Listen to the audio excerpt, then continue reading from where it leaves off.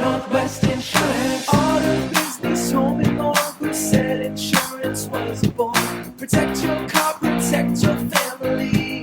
Northwest Insurance. If you need a helpful team, the best in the community.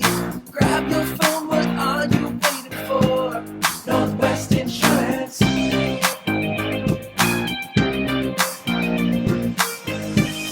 Northwest Insurance.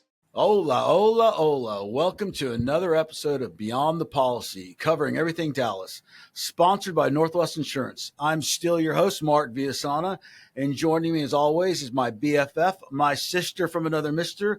Like matzo ball soup, she's warm and wise, a Jewish gem. That's no surprise. Miss Lila Levy. Hey, Lila, how are you doing today? What's up, Mark? Shalom, Mark. Shalom to you. Hola.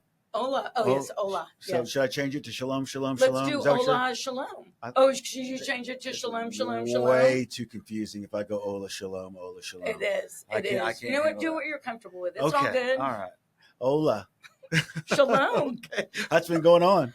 Not much. No. I'm ready for this podcast episode. Yes. I'm super excited. I know I say that every time, but I'm uber excited Well, for you this should one. be. I really am. We have a fabulous guest, and he Dude. started off the day right. He brought us goodies right off the bat. We'll know. get into that here in a minute. Yeah. What else has been going on with you? Tell me, what'd you do this weekend? Oh, this weekend, let's see. Oh, Friday night I went to the Rangers game with my good friend Aaron, and we had a blast. We played the Astros, which I hate the Astros.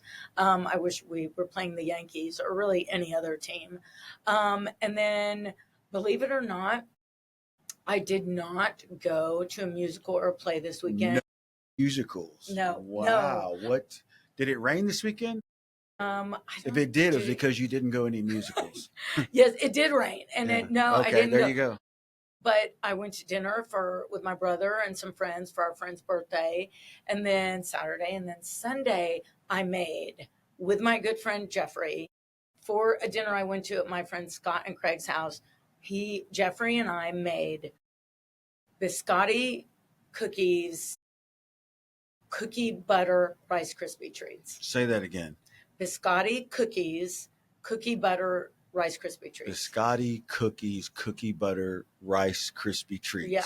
So you make the Rice Krispie treats with the marshmallows and the butter and the Rice Krispies. Okay. But you add in cookie butter, not peanut butter, not almond butter, but cookie butter that you buy at Trader Joe's. Okay. And then we chopped up additional biscotti cookies and So put it in. You don't do anything in modesty, do you? No, it's called, as my friend Richard said to me last November, it's pretty accurate, I'm quite extra. Quite? Yeah. I'd say extremely extra. Yes, yeah. So how was the Ranger game? Did they win? No, they lost. Oh. And we left before we hit another storm out there. What about you? How was your weekend? It was good. We didn't do anything as usual. I'm an old man, so I stayed home. I'm older than you are. I know, but I don't drink nearly as much coffee as you do. So I'm That's not. true. I'm not on the juice like you are. I mean, you know what I brought today? You want to know what I brought? Yeah, I don't want to, but I guess tell me. I have to tell you, I changed it up a little bit. Okay. Per your wife Courtney's suggestion. Okay. I brought nitro cold brew, but Nitro. two of them. Two. Okay, so you're gonna have to take a break to go to the bathroom here pretty soon. You know that, don't you? I'm pretty good at holding it. I'll be Okay. good. Okay, good. I'll be good. So you're wired times 2 today. I'm wired. I was like, why? If one, why not two? Okay. If coffee were a country, you'd definitely be the president. El Presidente. La Presidente. La Presidente. Okay, well, good for you. Other than that, we stayed home. We don't. I stayed Friday night. By the time I get to Friday, I'm exhausted. I don't want to do anything. Yeah. So we just chill out. If we're up for it, we will DoorDash. If we're in a party mode, but if not, we'll just make something at home and chill. And Saturday, I try to sleep late, but our damn neighbor has a yard guy that starts cutting the yard literally at 7:30 on a Saturday. That's insane.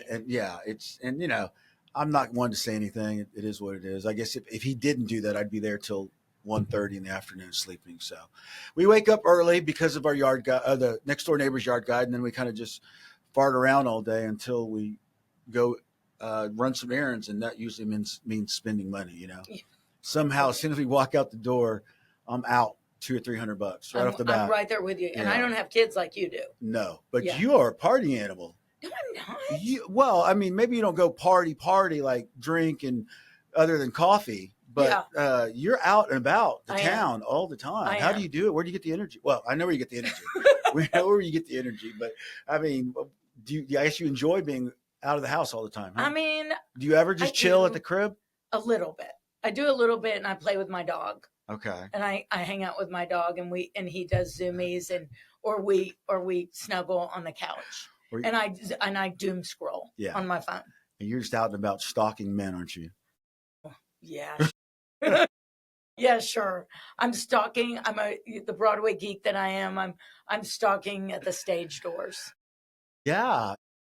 Are you going to go see any Broadway shows anytime soon? I am. I'm going to go in June, and I'm going to see a whole lot. Yeah. What do you plan on seeing?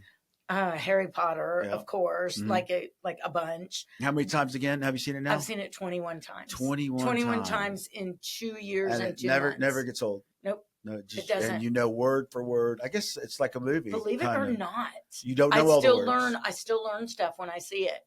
And I'm not even close to how much my friend Leaf has seen it. Leaf, my friend who lives in San Francisco, has seen it 147 times. Damn, that's a lot of money. Yeah, he knows every word. Now, is there a subculture of people that follow the musical as opposed to the movie? Is it a whole different scene, or do people just carry over? So I'm not trying to be rude here, but it's actually not a musical. It's a play, because it's not a musical. It's an actual play. Excuse me. And I know I'm just trying to make sure I tell you the right terms. And yes, there is a subculture of Potterheads that follow Harry Potter and the Cursed Child on Broadway now, and also the North American tour, and in Hamburg, Germany, and in the West End. And I know I'm missing somewhere. There is a subculture that follows that, but who also love the books and the movies. Right. Now tell me, and you've told me before there's a difference, but explain the difference between, for those who don't know, a musical and a play. Because so in the play, there's no music. No, there is music, but they're not singing. Okay. They're not singing. But in musicals, there's music, and the actors and actresses are singing. So once they start singing, it becomes a musical. Yeah, so Harry Potter is my favorite play on Broadway, and The Outsiders is my favorite musical on Broadway. And I've seen that 6 times. Okay, so there's no music in Harry Potter. No, there's music. I mean, no singing. Excuse me, no singing. Okay, and are they about how long is Harry Potter? 3 hours. And how long is what was the other one? Outsiders. The Outsiders is like 2.5 hours, and they both have an intermission. Play or a musical? I don't care about. It's 6 to 1, half dozen the other. But there are a lot of people who prefer one over the other. But I love both. I love both. Well, if people want to vote, where can they send in their votes to, Lila, and ask insurance questions? info@nwagencies.com. info@nwagencies.com. And if you're watching this on YouTube, you can see at the bottom of the screen that email address. And we've had to call AT&T because we get so many emails, but keep sending them. I was trying to contact Jeff Bezos and see where he hosts Amazon, because we're getting so many emails about. He's busy on his yacht. Can you imagine now what's going to happen once we put that question out there about if you prefer plays or musicals? We're going to blow up. I mean, talk about even more. We're going to go viral. Expect it. It's coming. Okay, Lila, we're going to talk. We have to, what we have to do. I don't want to do it, but we got to do it. I want to do it. Let's talk about insurance. Okay, let's talk about insurance. But before we do, I just want to remind everybody, please consult. If you have any questions, please consult your local agent or insurance company, because although I'm a professional, I don't have all the answers. All right, today, Lila, we are going to get into workers' compensation insurance. And this is a big one because it really affects all types of industry, all types of business. Yes. But I'll tell you what, before we do that, why don't we take a quick break? And then when we come back, we'll go into the tantalizing subject of workers' compensation insurance. And then we will introduce our very special guests who brought goodies, great. The best goodies ever. I know. The goodies are so good, we're going to invite them back every week. Yeah. Okay. Yeah. All right, we'll be right back on Beyond the Policy, covering everything Dallas with Mark and Lila. In the heart of Dallas, we know that life moves fast. And when it does, you need an insurance company that's as reliable as the city we call home. At Northwest Insurance Agency, we're proud to be a part of the Dallas community, offering customized coverage to protect your home, your car, and your family. Whether you're navigating downtown or enjoying a weekend in the suburbs, we've got you covered every step of the way. We're more than just an insurance company. We're your Dallas neighbor, always here to help. Northwest Insurance, proudly serving Dallas. Okay, we are back on Beyond the Policy, covering everything Dallas with Mark and Lila. Lila, we left off and we were about to get into the sexy subject of workers' compensation insurance. By request, phones have been blowing up to talk about this one. The reason we're talking about workers' compensation insurance today, Lila, is because of who our guest is, and we will get into his impressive resume here shortly. But workers' compensation insurance, Lila, is a type of coverage that helps businesses take care of employees who are injured or become ill due to their job. It's like a protective shield or a safety net. Good, Lila, slipping Lila, that ensures workers don't have to pay out of pocket for medical bills or lost wages after a work-related accident. In return, employees generally agree not to sue their employee for the injury. Okay, so what happens is if someone has an injury or an illness and it's caused by the work place or the employer, the employee would actually file a claim on the workers' compensation insurance. And even though if they were to sue the employer, though the employer was found not being guilty of having caused the injuries, the workers' comp policy still could cover. Okay, some of the other things workers' compensation insurance covers are medical expenses. That means they'll cover doctor's visits, surgeries, medications, and rehab costs. It will also cover lost wages. That means a portion of a worker's paycheck if they can't work due to the injury caused. Finally, workers' comp can pay for things such as disability benefits. That means payments if the worker becomes permanently or temporarily disabled. So if the injured party has to go to rehab, for example, Lila, for 3, 6, 9 months, that workers' compensation policy would pay for expenses such as that. It also will cover job retraining. So it will support that employee if the worker needs to switch jobs due to their injury. And finally, workers' compensation will cover death benefits. That means it will offer compensation to the worker's family if an on-the-job accident leads to death. Unfortunately, I have a little bit of experience with this one because we had a client, I couldn't get the word out, a client who was a framer. He had one of his employees fall off in the scope, and while he was working, luckily this framer did have workers' compensation insurance because the employee passed away, but that policy was able to offer some type of financial benefit to the family. So it's a very important type of policy to have, and the premium on this type of policy, Lila, will vary, of course, depending on the type of work you do. So someone who drinks coffee all day at work as an office receptionist or office marketing manager like yourself, well, that would pay a lot less than someone who is up constructing buildings like a framer. Okay. So, yeah. A couple other examples of how workers' compensation can work. I mentioned construction worker, but for example, if a construction worker fell from scaffolding and broke their leg, a workers' comp policy would pay for hospital bills and help them pay rent while they recovered. Or if an office employee such as yourself developed carpal tunnel syndrome from typing or from twisting the wrist, drinking coffee, like someone I know, their treatment and therapy costs are covered. And finally, a restaurant chef, I want to focus on emphasize the word restaurant. If they get burned by hot oil while cooking, the workers' compensation policy could pay for their medical treatment and time off while they heal. So Lila, in restaurants, injuries happen often, for example, from slippery floors to sharp knives. So having workers' comp protects both employees and business owners from major financial stress when accidents happen.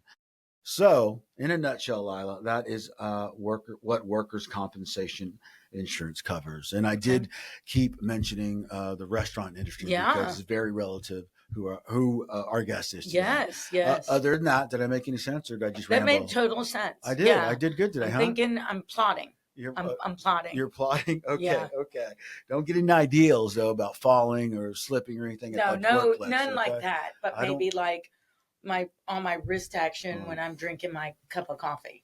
If you come into work Monday with one of those big old water jugs as your coffee cup, and then you turn around and file a carpal tunnel syndrome claim, I'm going to know that's fraud. That's fraud. It's a win. I'm going to come in and do that.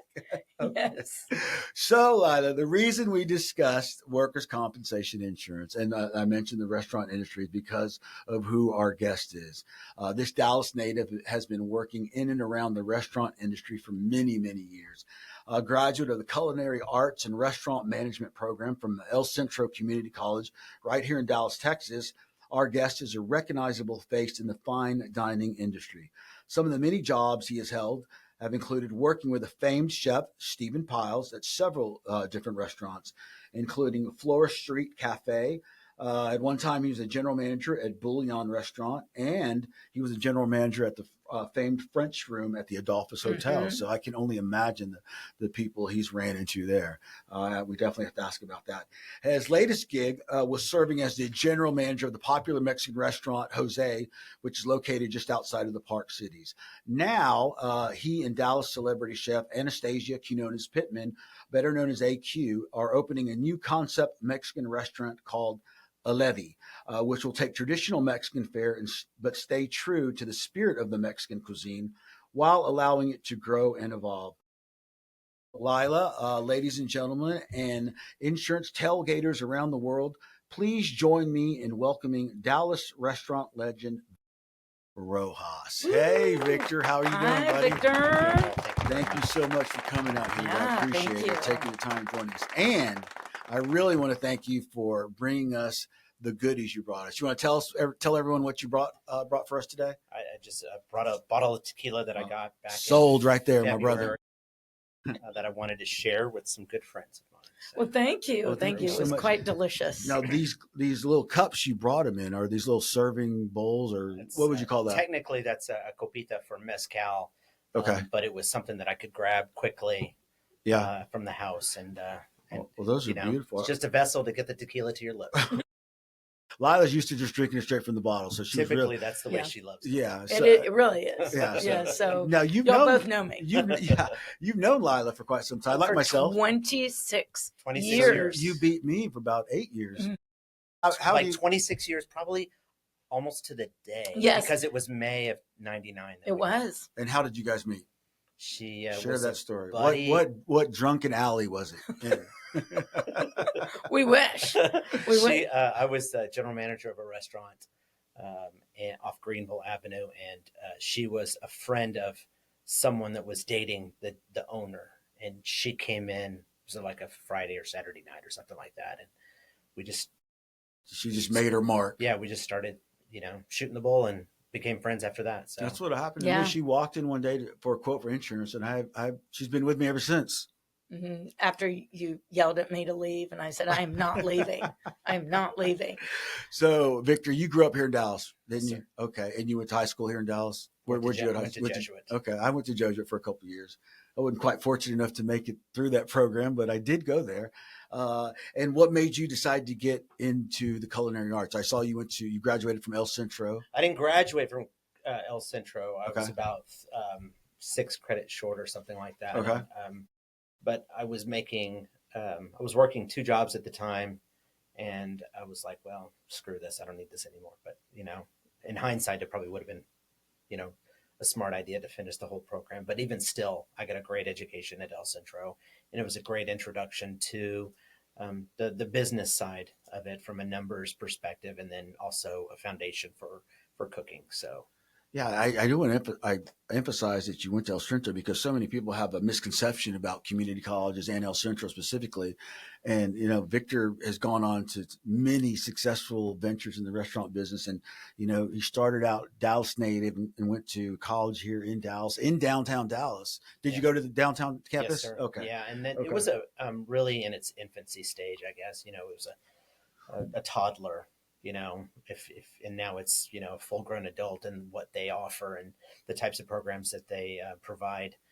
But at the time, it was just an introduction for me to get out there and see what the world had to offer. And so after you went there for a little bit, you immediately started working in restaurants and you haven't stopped since? Or? Well, I started in restaurants at age 16. I started working at Bennigan's as a busboy. God, I miss Bennigan's.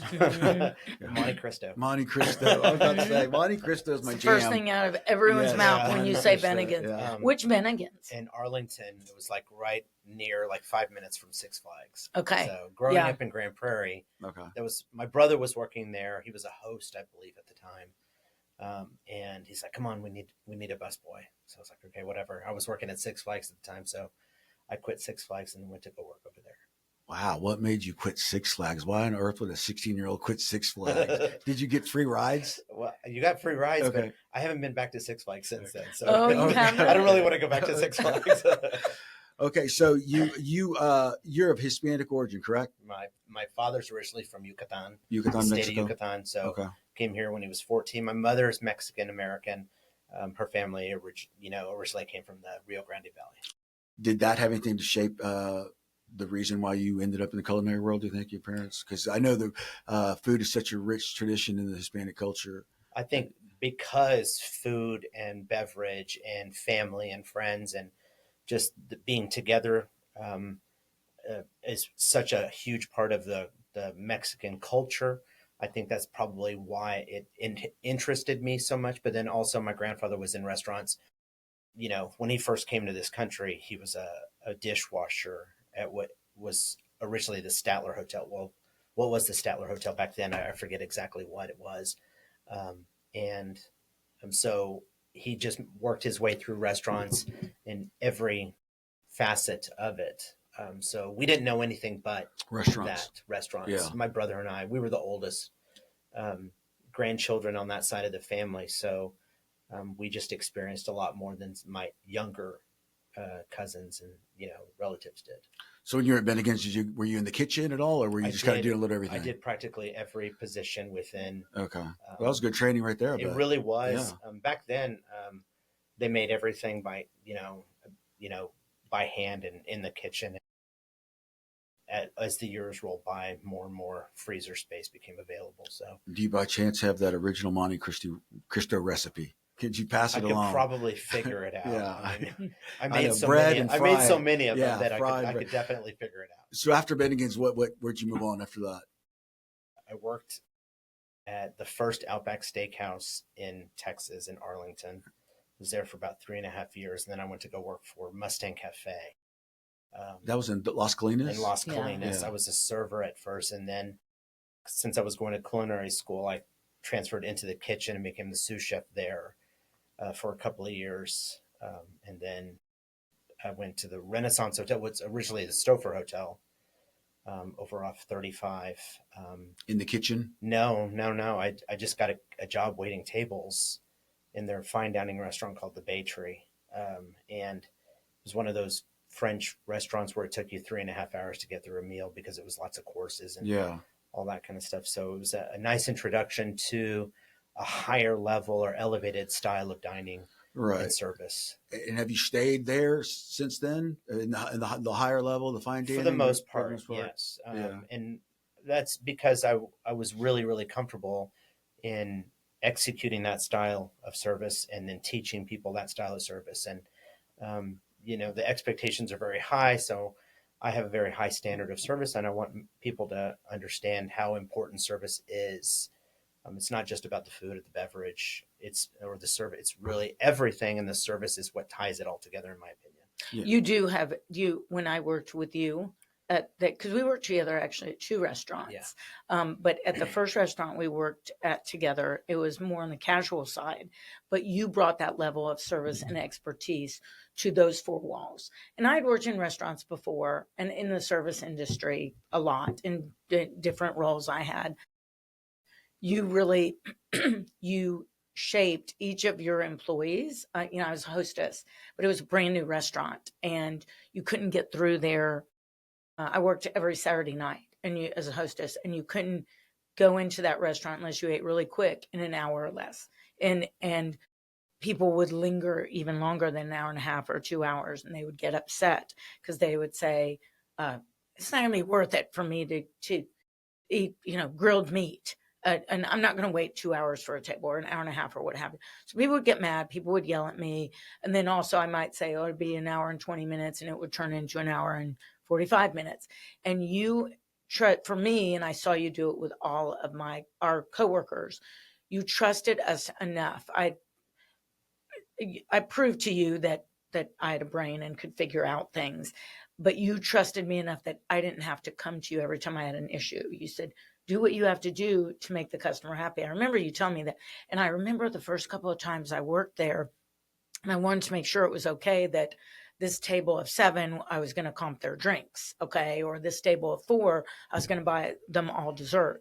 And I remember coming to you, and I'm a very detailed person. And I would tell you in detail, and you were like, seriously, just it's fine. Buy those 7 people drinks. It's fine. Do whatever you have to do.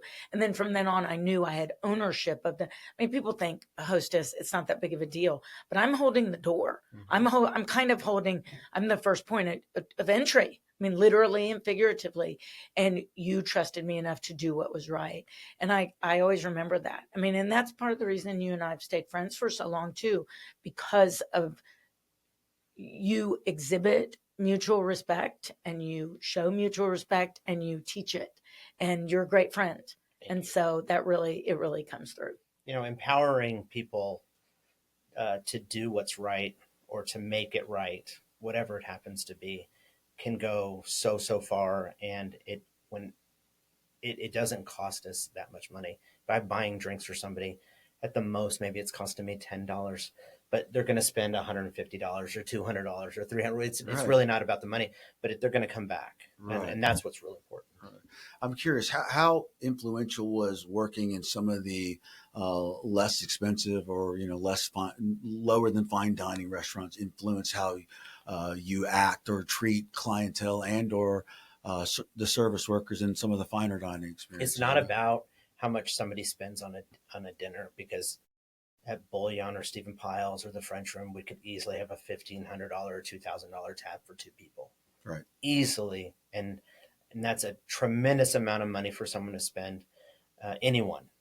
But if someone's coming in and they go out once every 3 months and they're spending $45, $50, $60, then they're just as important. So There's no reason why we should limit or curtail the level of service that we give someone.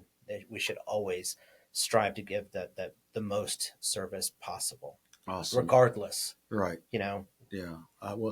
I share the same beliefs. We try to treat everybody like it's our only customer, because God forbid it might be someday. You mentioned Stephen Piles.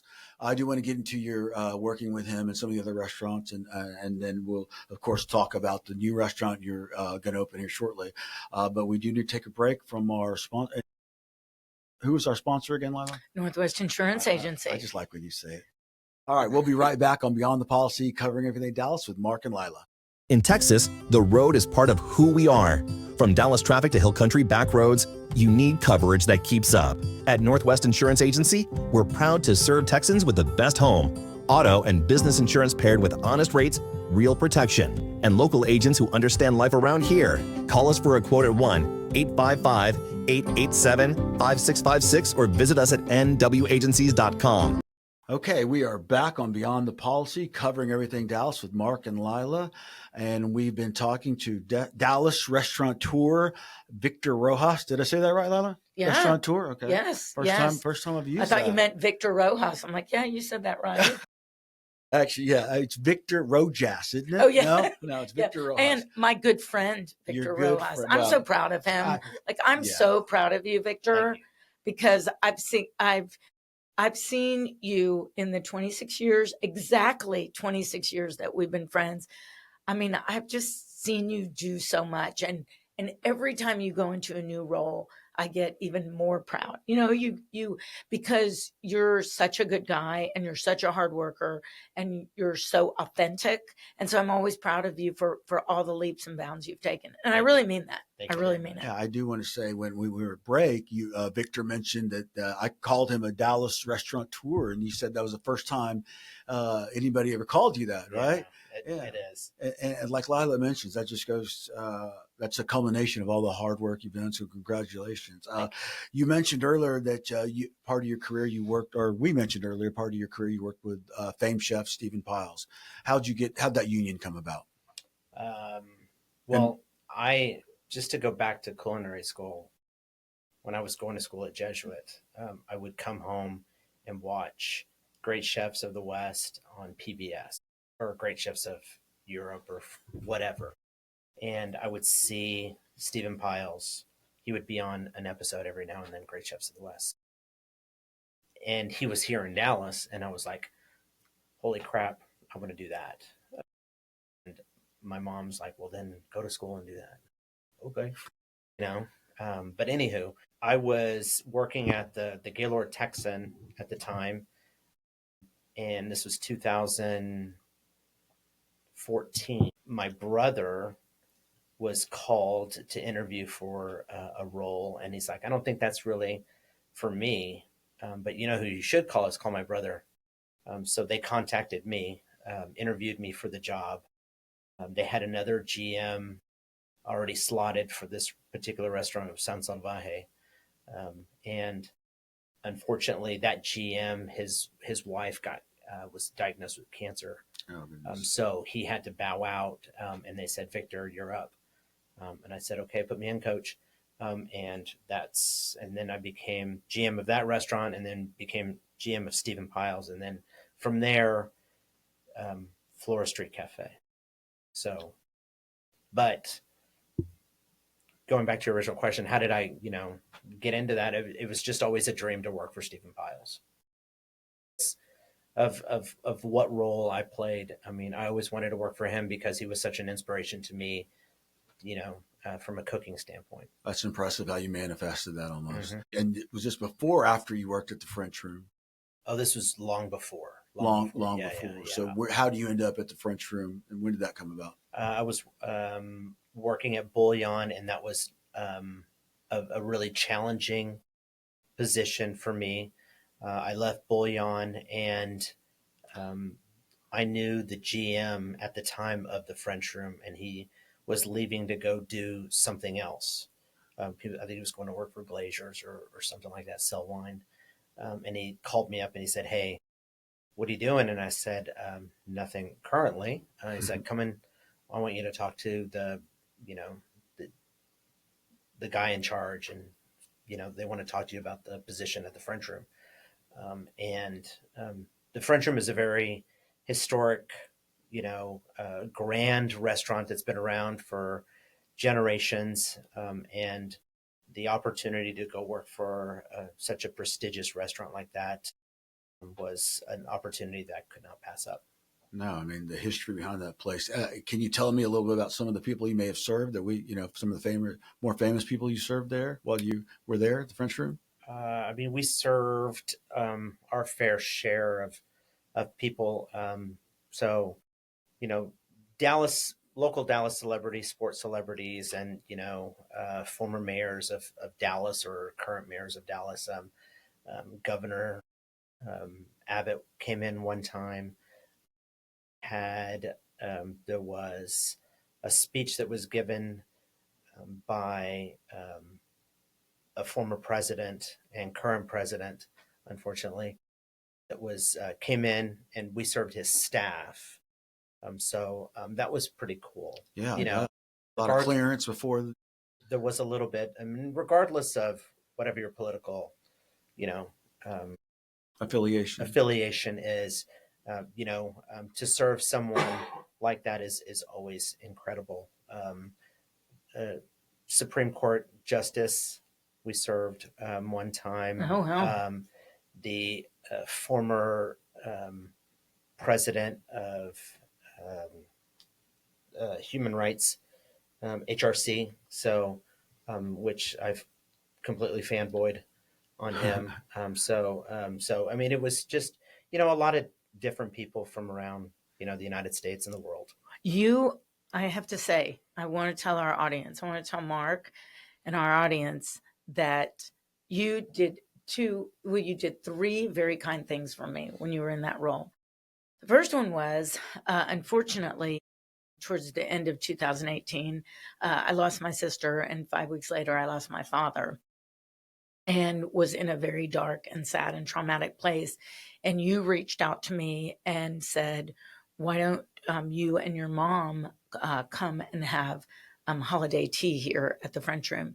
And my mom, unfortunately, at that time had fallen and fractured her hip. So she had to have emergency surgery, and then she was in ICU, and then she was in rehab. Yes, I know how to bring down a room. Sorry. So there's a happy ending to this. Yes. And so my mom could not come, but my friend Allison, who was going through a lot of trauma at the time, Allison and I came. and we were sad sack 1 and sad sack 2. But we came, and it really lifted us up as much as it could for us to be there and be, we both were going through similar things at the same time.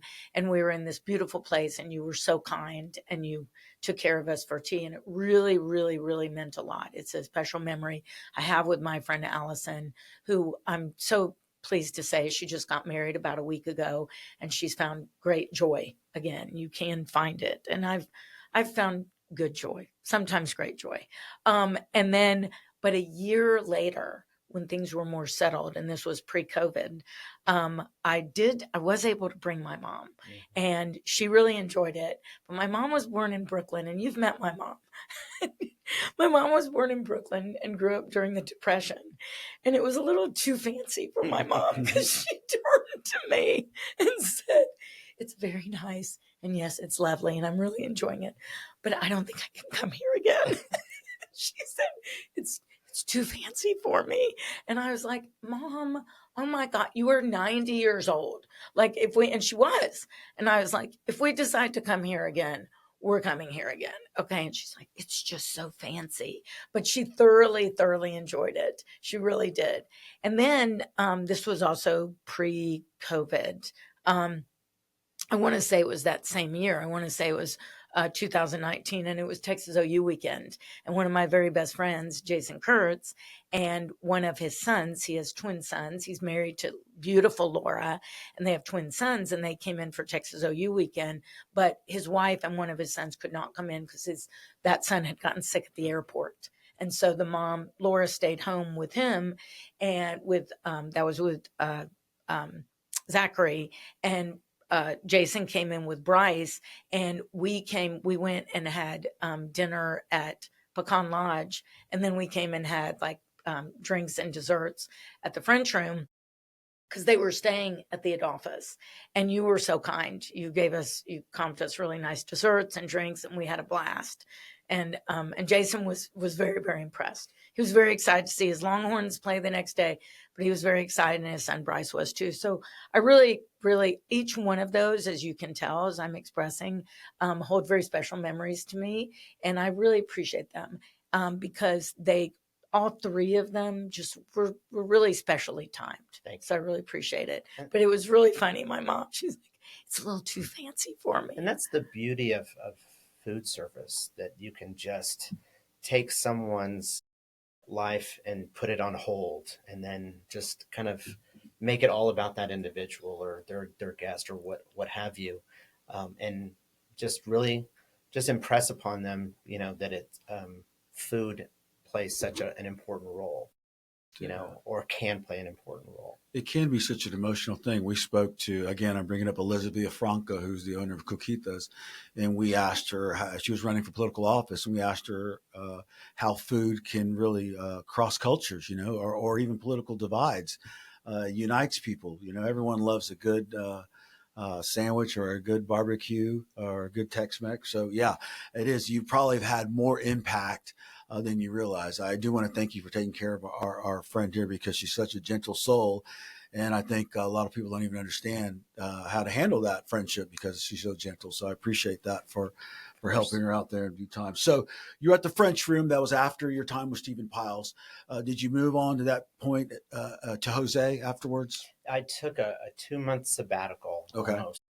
Why do you mind me asking why? What made you decide to leave? It seemed like that would be the culmination of so many things, so many dreams, to be at the top of your game at the French Room. What made you decide to leave, or why did you leave? Holidays are really, really intense at the Adolphus, or in hotels in general. It doesn't stop.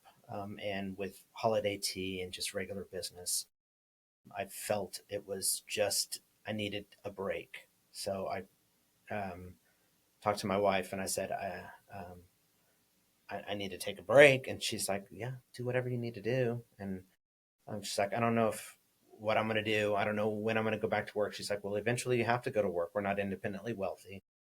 You're going to have to work." And I said, "Okay, well, I think we'll be okay for a while." So I took almost 2 months off. And during that time, Chef AQ, she was texting me and DMing me and all that, and said, "Hey, what are you doing?" And I was like, I don't want to talk right now. And she's like, okay, we'll talk next week. And then she set an alarm, and the next week she's like, hey, what are you doing? I was like, oh, I'm not ready to talk. And she just kept up. She's like, come on, let's chat. So I went, and I called her and I talked to her, and then I got hired, a few days later at Jose. So, and that was a pivotal point in my career to go work for them. Where did you originally cross paths with AQ? Oh, well, all of us, or the two of us, have been in the industry for a really long time. And we had done events. I'd gone to restaurants that she had worked at. My sister worked with her for a little while, just, or my brother-in-law, I can't remember. But, we knew each other. We crossed paths all the time. And she had become, kind of a distant friend. But we always relied on each other, or would see each other. And she knew my history, and I know her history, and that's how we kind of got hooked up. So she was at Jose and she called you, convinced you to come on, you interview, and you take that job. Correct. And how long were you there? A little over 5 years. 5 years. Mm-hmm. I'm curious what makes AQ, because we know her as a famous chef here in the Dallas area. What makes her different from some of the other chefs you've worked for? What makes her so good? I think really what makes her unique in what she does is because she cooks with intent, but that she also loves to teach people the essence of the food and why it's important and why we do things the way we do things. And having a very small culinary career, I understood, and I spoke the same language that she did, but she has a very impressive culture about her that is about inclusivity and about making sure that what she does, that people, they just respond to it. Right. And she cooks from the heart. And that's really, really important. Right. And she's, you are going into a new venture with her, right? Her and another gentleman by the name of Carlos Marquez, who is the former beverage director of Jose. Okay, I want to get into all that. I want to hear all about the new restaurant, the name, and everything about it. But Lila's giving me the signal that we need to take a quick break. She's doing a great job, by the way. Thank you, Lila. So we'll be right back with Dallas restaurateur Victor Rojas. You've been listening to Beyond the Policy, covering everything Dallas. In Texas, the road is part of who we are. From Dallas traffic to Hill Country back roads, you need coverage that keeps up. At Northwest Insurance Agency, we're proud to serve Texans with the best home, auto, and business insurance paired with honest rates, real protection, and local agents who understand life around here. Call us for a quote at 1-855-887-5656 or visit us at nwagencies.com. Okay, we are back on Beyond the Policy, covering everything Dallas with Mark and Lila. We've been talking to Dallas restaurateur Victor Rojas. Victor, when we took a break, we were talking about your new venture. I want to get into all that. I want to first of all, tell me what made you decide to finally take that step and go on your own and open your own restaurant? Chef AQ was watching the James Beard Awards last June, because they had a webcast of it, and that's something that she had never done. And I'm working at the time, and she's sending me updates, like texting, oh my God, this person is doing this, or this person won, so we got real excited about it. And she's a couple of days later, she came to me and she said, I need to talk to you. I said, okay, let's chat. And she's like, I think I want to go do my own thing. She had been just kind of coasting along and wanted to, decide shit or get off the pot, pardon my French. But, she's like, I think I want to do my own thing. And I immediately said, okay, when do we start? Our other partner, Carlos, was like pacing around the restaurant as well. And we said, okay, come on, let's talk. And then she presented it to him, and he said the same thing. He's like, okay, when do we start? So it was really kismet at that point. We had been such good friends and coworkers for such a long time, and really, no discussion was ever off the table. No decision was ever made without the other two having input on it, and we just felt just this unity between the three of us, and we said, okay, what are we going to do? We said, well, let's just kind of think about what that's going to be, you know, what we're going to do, and then we decided, you know, over a couple of months of going back and forth, that we wanted to do an elevated restaurant, and that we wanted to do something that was very not familiar to what people perceive as food from Mexico or Mexican food. I've done extensive traveling in Mexico, in Guadalajara and Baja and Oaxaca and Yucatan and all that area. And for me, growing up as a Mexican, when my mother put tacos in front of me, or enchiladas, or frijol negro con puerco, or, you know, chuletas con calabaza, or whatever it happened to be, you know, I never thought of it, okay, we're having Mexican food. I was always like, we're having food. So for me, when I went into restaurants, in a Mexican restaurant, people just perceive Mexican food as always having rice and beans and having guacamole and chips and salsa on the table. And that's not what we had growing up. So it was a very foreign thing to me, that people just perceive that that's what Mexican food is, especially when I go to Mexico and we go out to eat, and we go to Michelin rated restaurants, or we go to places that are just mom and pop or whatever it happens to be. And there's never rice and beans on the table, and there's never chips and salsa on the table. There's not a bowl of queso. There's not, you know, all those other things that we're eating aguachiles, and we're eating tarayudas, and we're eating all these other things, Right. that people in the United States aren't as familiar with. So we're like, okay, so let's do that. Let's bring that culture, let's bring that food to Dallas, Texas, and I think we can make a go at it. And I feel very confident that we can do that. I know you can. I know you can. Now, she's from Dallas. She's a Dallas native too, isn't she? Born and raised. So tell me, how much did the Dallas food scene influence what the menu you guys are putting in, or did it at all? Or is it other, you know, there's a lot of Tex-Mex here. Well, I know you don't want to be Tex-Mex, but just the scene in general. Well, for us, it's not that we don't want to be associated necessarily with a Mexican restaurant. We're a restaurant that has Mexican ingredients. We have a restaurant that is owned by 3 Mexicans. Chef and I are from here, but, you know, our roots are Mexican. Carlos, our beverage director, he's originally from Mexico City. Yeah, Mexico has a big part in it, but it's not, you know, a defining part of who we are. I mean, we're from Texas. We've been in Texas for so long.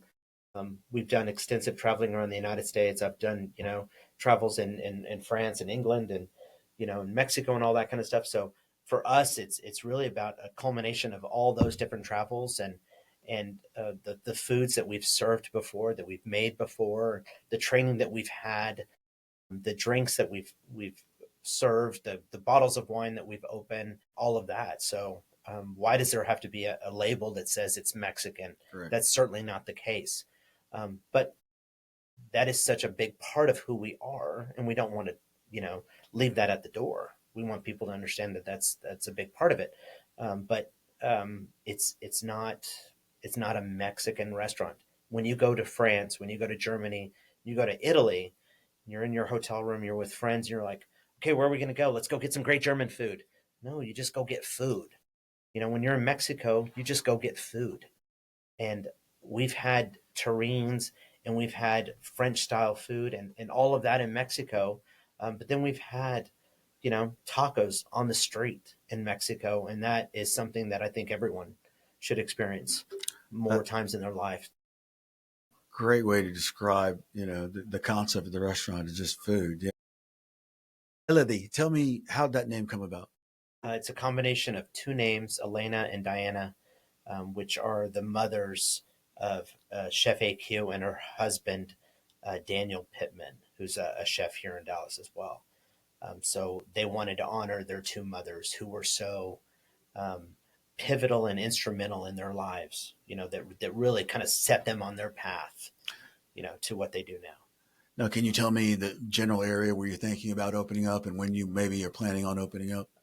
We have a space in Lakewood that we are looking at. We're actually in lease negotiations right now. So our goal is November, mid-November, hopefully before Thanksgiving. And can you give us a hint on maybe some of the dishes you plan on serving, the type of cuisine that we can expect from the restaurant? I think that, there was this one dish that we made, or several dishes that we made for a group that came in recently. And it was the whole concept of the restaurant is family, fire, and friends. So a wood burning grill is a big part of it, because my chef, whose family is from Nuevo Leon and from Bustamante in Nuevo Leon, so beef is a big part of that culture over there. So grilling on, an open fire grill is something that she grew up doing and that she truly loves to do. So grilled meats, fishes, agua chilis are going to be a big part of it as well, because that's one of her favorite things to create as well. That type of food. But again, we could have a terrine. We could have, all kinds of different foods that people are going to go more, and this is more French. It's more French technique, but it's not necessarily French food. So that's one of those molds that we have to break, that people are just so, obsessed with a particular label, and we don't want that label. Right. And you mentioned Carlos is in charge of the beverages. Has he come up with anything special, or are y'all going to lean heavily on tequilas or mezcals or anything like that? Well, the beauty of Mexico is that every single type of liquor is produced there, not just tequila and mezcal and raicilla, but there are some fantastic whiskeys. There's incredible gins, vodkas, rums from Oaxaca are just incredible. Some really fantastic rums coming out of Oaxaca right now. It has just this bountiful, amount of items that we can choose from to create, but we're not opposed to using whatever is necessary. Right. Well, it sounds awesome. I'm getting hungry just thinking about it. I'm excited. I can't wait. I don't know if I can wait till November. And then Mexican wines are really, really important to us as well. There's a tremendous amount that come from the Baja Coast and then Coahuila as well. And are they Merlots, or are they Cabs, or what? I didn't realize there was a vibrant wine. Oh yeah, there's a lot of Italian varietals that are produced over there, Spanish varietals, and the kind of the French Bordeaux varietals as well. So wow, fascinating! I didn't know that. That'd be interesting. And you left Jose recently, is that correct? Yes, May 5th was my last day. Okay. Cinco de Mayo. Cinco de Mayo. Yeah, went out on your last day being a very busy day for you. Did that mean anything? Did you pick Cinco de Mayo being a Mexican? You're like, was that it was shot at the bow there? No, it was really just a date that stuck out. Yeah. Stood out. He's like, I can't do margaritas anymore. Who doesn't love a margarita? Yeah. But really, truly, it was just an opportunity for us to just a big goodbye. We had a lot of guest regulars that came in to say goodbye to us, and it was a very heartfelt experience. I bet they're all excited though for the new restaurant. Very excited. Yeah, I'm very excited. I can't wait. Now I have to say something about Jose also, because you started there, literally 5.5 minutes before COVID hit. Yeah. I mean, I remember that. And we all know that was a really crazy time. I was working for a restaurant at that time too, as director of catering. And I believe it or not, sometimes there's some parts of our hunkering down for COVID and the different things that were going on that I kind of miss at times. But overall, it was wearing sweats all day, every day. Right. Stretchy pants. Yeah, stretchy pants. I miss hanging out with my late dog Marbles, who, I mean, at that time, Marbles was alive as a dog I had for 3 years, who was just a joy.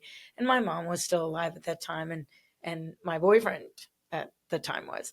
And I just remember, I just miss like opening up my balcony, and Marbles would run out there and, just bark at everything. And just also there, you had to, what's the saying that necessity breeds invention? Right. And there was so much invention that everybody had to come up with at that time. Everybody, no matter how big or how small your plate was, or what you were managing, or where you were working. But I do remember this, and it's a couple of things. That was when TABC said, "Hey, look, you can get liquor, beer, and wine to go from your favorite restaurant." And boy, oh boy, did that help out, Jose. I know it did, because your amazing frozen margaritas. Amazing. And I'm not, for my good friends that are listening, I'm not a very big drinker at all. But I got to tell you, I had one of those tubs of there was one in particular, it was red.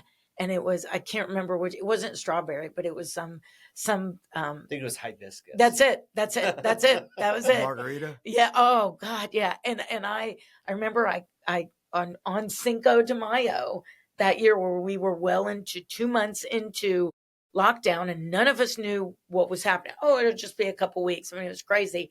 And I ordered food and came and got it, obviously, for Cinco de Mayo. And I got like enchiladas, and I shared them with my brother. Yeah. Yes, that's right. Good memory. Yes. I got 2 orders of everything. And I have this picture of, I poured the margarita in a see-through glass, and I put it on the edge of my coffee table, and I held up a dog biscuit. And so that my dog would look like he was eyeing the margarita. And so I held it in front of my phone, so it would look like he was like, what's going on with that glass of lusciousness, but meanwhile I was holding up a biscuit, which you couldn't see. But I remember that. I remember a couple other times coming, and I was like, hey, I'm going to come and get food. And you just always, no matter how busy you were and you are, you're always so gracious. You always have this talent, which not a lot of people have, to make sure that the person that you're talking and interacting to feels like they're the only one in the room. And the only one that you're taking care of, and that you're solely focused on them. Because this was Cinco de Mayo, and you were like, I got you. And you always just take great care of everybody. And that's a rare talent. Obviously you have a way with people, just from describing your career, and you've been in places like the French Room, and I wish you nothing but success and luck with this new venture. We do have 5 questions we need to get to. I will let Lila start with these. These are questions that we ask all of our guests. We don't tell them what the questions are. They're all relative to Dallas, since the name of the podcast is Beyond the Policy, covering everything Dallas. Yeah. So we'll let Lila start off with number 1. I will say one thing first. The first, I started on Tuesday, I think, or a Wednesday at Jose. And by Friday, I was like, what in God's name did you get yourself into when I was there? You mentioned it was one of the most pivotal points in your career. Real quick, tell me why. I had always done, elevated dining, fine dining, formal dining, dining that took, 2.5, 3 hours to complete.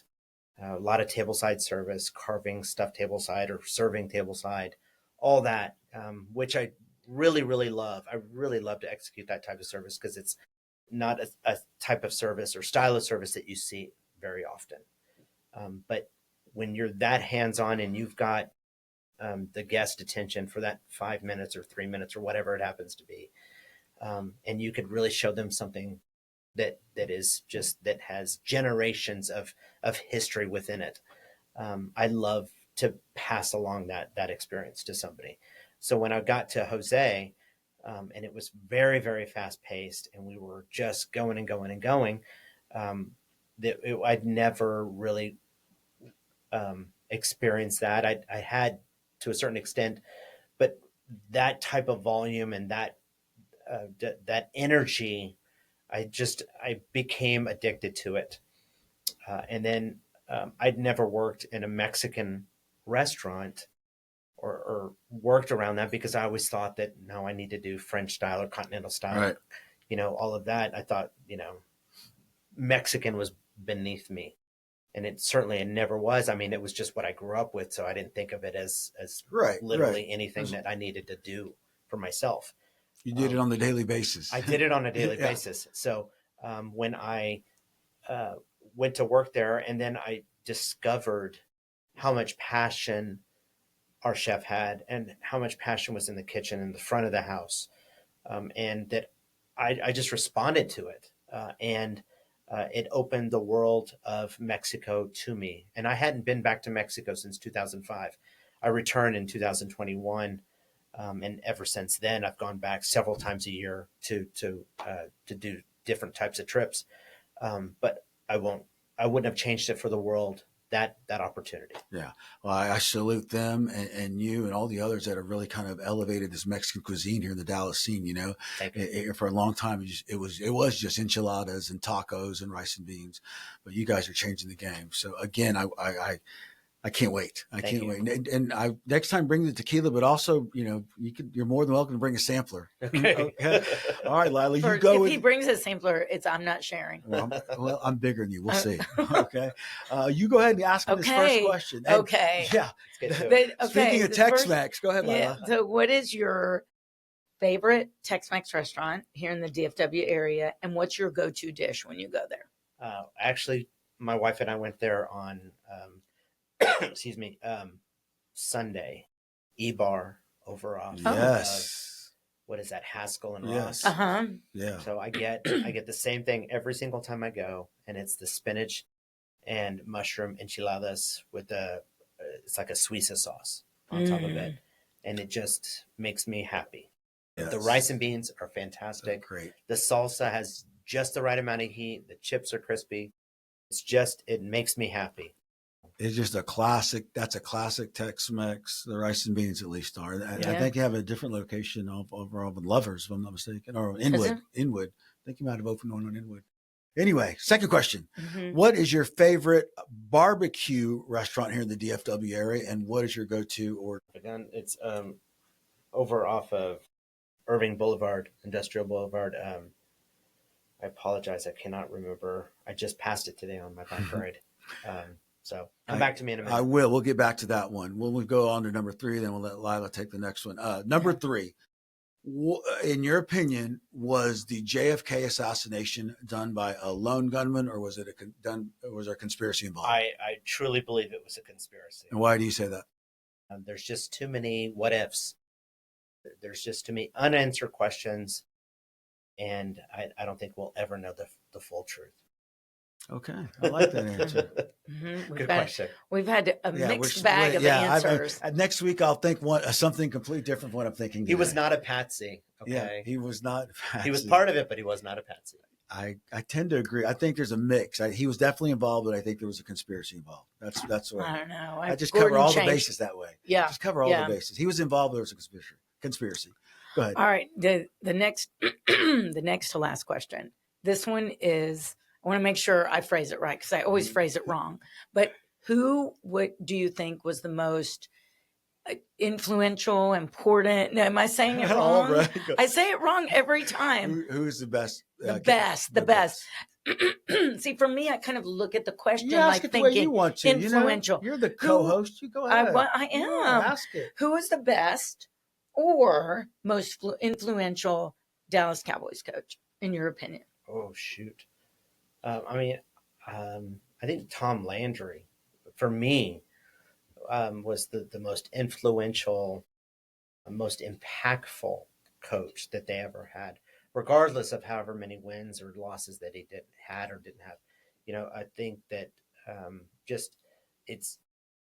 he was steady Eddie, and a lot of people refer to me as that as well. I mean, there's not a lot of like ups and downs, peaks and valleys in my mood or anything like that. He was always so focused and staunch in what he said and what he did. And I think that very, very important that we get back to that for the Dallas Cowboys right now. And I'm the last person to ask anything about the Dallas Cowboys. Chef AQ would have a lot more opinions about this. She'd go than off. Me. Damn right she would. But I guess Troy Aikman said this is the year that we're going to the Super Bowl. So let's see.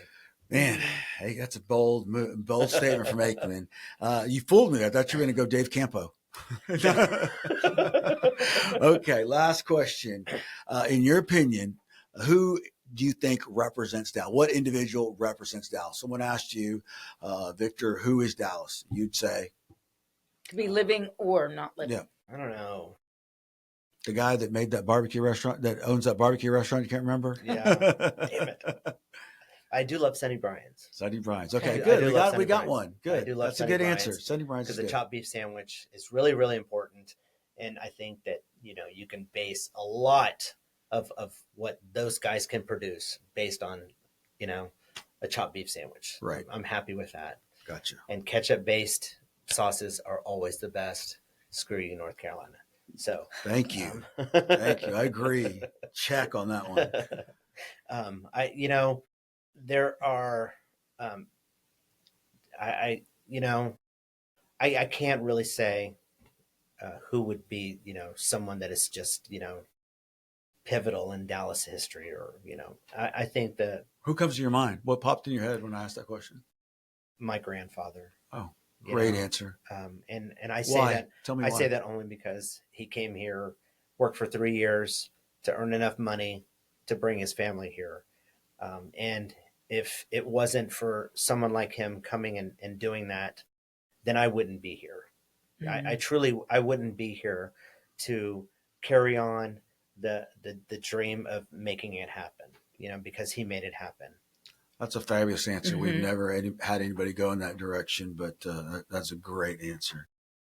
Lila, do you have anything else for you, buddy? Here, do you want to share a drunken story or share something? No, we'll get into that the more we get into the podcast. Okay. I do want to say something that came immediately to mind when you said that, and that I really enjoyed that answer also. And I read this quote a couple months ago that said, each of our faces are a culmination of our ancestors on down, our face is the culmination of generations and generations and generations, giving birth, and and I'm saying more words than what I read, but that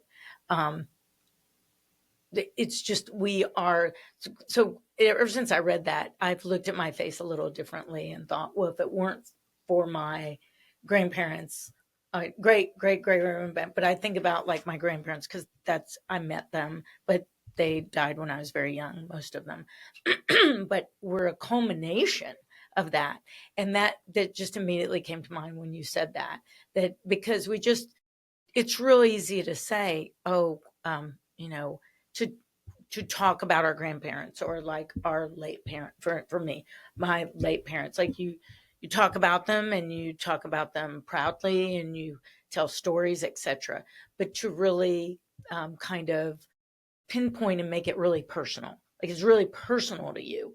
You said, if my grandfather had not brought his whole family here, then I wouldn't be here, and just that saving up for 3 years, he did that. He was determined to do that. That was his goal, and he did it, And so, like my grandparents, if they had decided to go to a different country instead of here, on both sides, then my parents would not have met. And if my mom was listening, she would say, "Oh, yeah, I wish they had gone."